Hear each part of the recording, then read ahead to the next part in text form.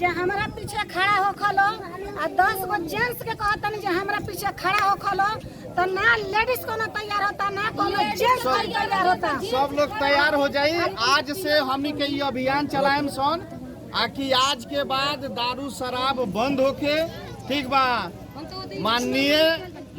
माननीय मुख्यमंत्री नीतीश कुमार बाबू जब दारू बंद कर देले बारन तो ये अवैध बा। यदि कोई पियता तब पर भी अवैध बा आ कोई बेचता वो अवैध बा। समाज में हम कहतनी हाथ उठा के आ भैया लोग चल जाम लोग 50 आदमी 10 गो गाड़ी दी हमरा। अच्छा चली एक निदान निकली, ठीक बा। अपन मोबाइल नंबर दे के जाई हम। ठीक बा, हम दे देम हर कॉपी पर बा। सुनो बाबू, स्कूल जाना है ना? सबको स्कूल जाएगा।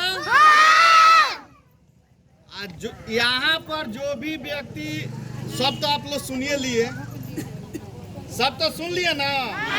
वैसा नहीं बनना है, पढ़ लिख के एक अच्छा इंसान बनना है। पढ़ लिख के अच्छा इंसान बनिएगा ना। रोज स्कूल जाइएगा, रोज पढ़िएगा। यदि आप लोग अच्छा से पढ़िएगा, अच्छा समाज का विस्तार होगा। और कल से ये बात जो अभी सुने हैं, दारू शराब ये सब चीज सुनने को नहीं मिलेगा।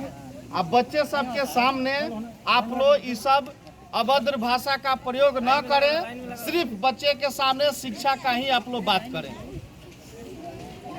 कोई भी आदमी ये बात समझ ले कि अपने अपने बच्चे के सामने गलत चीजों का आप लोग इस्तेमाल कीजिएगा तो आपका भी बच्चा वही सीखेगा जो आप कर रहे हैं।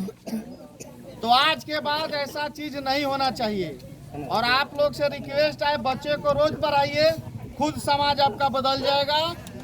खुद बच्चा जब बदल जाएगा समाज तो अच्छा बुरा का ज्ञान होगा, आपका हर सुख दुख सब चीज सही हो जाएगा।